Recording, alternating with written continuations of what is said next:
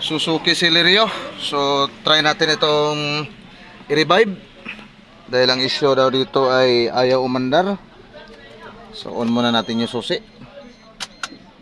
Ayun, meron namang check engine, yan, battery sign, oil.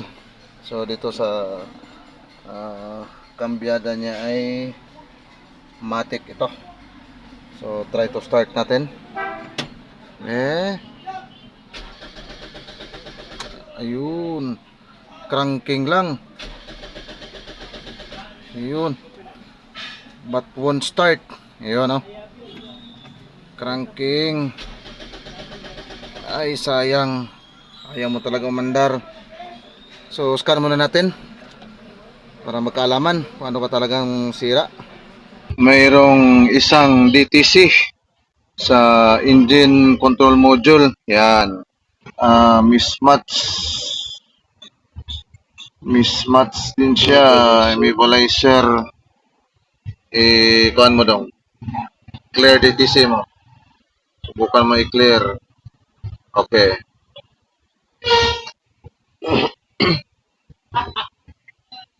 Meron pa rin. Okay.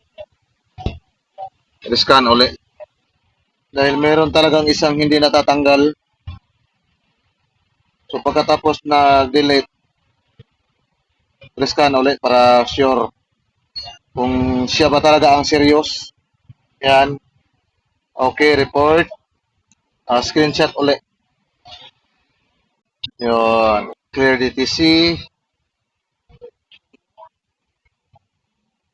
Ayun.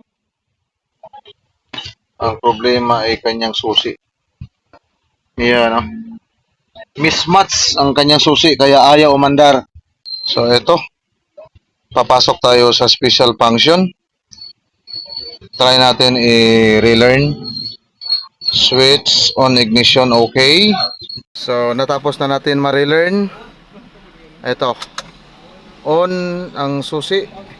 Ayun, nawala na ang key na nagdi-display siya lagi. Ngayon, press the pedal brake, start. Try natin kung nakachamba. Bingo, thanks God. Yun, oh, nakadali lang.